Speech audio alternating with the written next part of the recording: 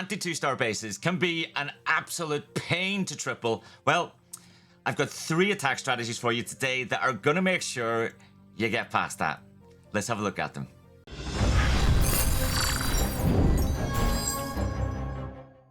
First up, it's asked from Keepers, aka Strut, aka Keepers, I don't know. And it's Super Bullet Smash. Super Bullet Smash is brilliant for these centralized Town Hall bases. Look what it does to get the Flame Flinger maximum value. Right in front of the mortar, it drops that Skelly spell. Now that not only draws the fire from the mortar, it draws the fire from the cannon, the archer, from the X-bow that is set on ground. I mean, that is beautiful value. Got the Warden Walk over on the side. We're now trying to clear out the funnel on either side of this base. We want to march everything right through the middle, other than the King.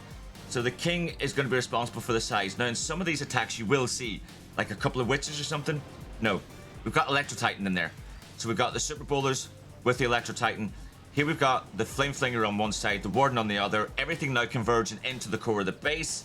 All those Super Bowlers.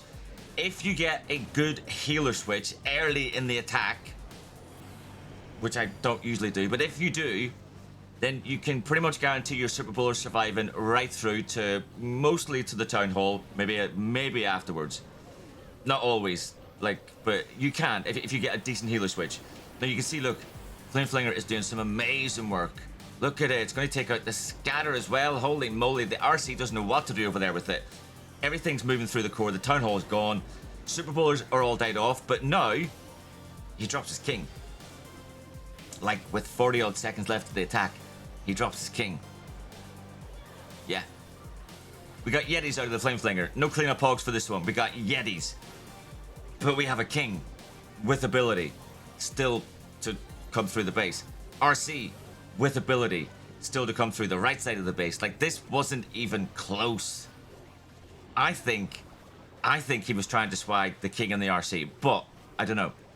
But this just shows this kind of attack strategy. It's brilliant for these centralized Town Hall. These anti-2-star bases fall all the time to the Super Bowler Smash. And if you want to do it like asked, like drop the witches, go with the Electro Titan instead, because that is serious good value, especially for those traps. GG. Subscribing is next level. Just like my wall breaking skills. She does this every video, doesn't she, really? I mean, you're not surprised. Just do what she says. Now, another attack strategy, if you're brave enough to do it, is the EDrags. Now, look at this. I've got to say, Sherlock against... This is a max Town Hall 15. Like, this is completely maxed. I can't see anything that isn't. Is it? I think it's, yeah, completely maxed. Like, Sherlock doesn't have max heroes. Doesn't have max heroes at all. Like, King only 80. RC only 30. Warden not maxed either. Look, early on the tome, spreads those EDrags down one side. He's smashed the Town Hall already. That's all he wanted from it. Like, the blimp in on top of the Town Hall. That's all he wanted. He just wanted the Town Hall. He's got a beautiful split on these EDrags, moving around either side of the base. Oh, they were. Now they're all moving into the core of the base. One of them is right in the middle of the Town Hall. Poison. Oh, or the Poison Tower poison, or the poison. We got the King and the Queen moving in from the left now. I mean, you can see this base is already looking like it's mashed up. The one thing I would say, when you do EDrags with a centralized Town Hall, if you've got a really good funnel on either side, like, do what I do. Go with a Stone Slammer. Like a Stone Slammer, as long as you can guarantee your EDrags moving into the core, your Warden being there with them, go with a Stone Slammer. You get a lot more value out of the Stone Slammer. But if, like here, if was, because Sherlock basically just wanted to get the Town Hall with the blimp. That's it. That's the only purpose of that blimp. And it worked beautifully. And he's got hero abilities. He's swagging hero abilities. Sherlock, you little show off. I love it. I absolutely love it. Non-max heroes on a max Town Hall 15 with EDrags, and he's swagging spells, swagging hero abilities. Dude, you're a machine. You're an absolute machine. Try this one out for these anti-2-star bases. It is beautiful. GG, my friend. Well done. And our final attack today is from Mr. Zakinto, and it's a Queen Charge LALO. This is brilliant for these centralized town halls. 3 main components: Queen for the town hall, King and Blimp to funnel her in, and then the LALO for cleanup. It's pretty much it. It's that simple. There you go. End of video. Don't need to see the rest. Go do it. Okay, we'll watch it. Fine, whatever. God, you're so demanding. Here we go. Blimp got all the value that he wanted. Didn't just get the buildings, got the enemy RC as well. Queen charging into the core now.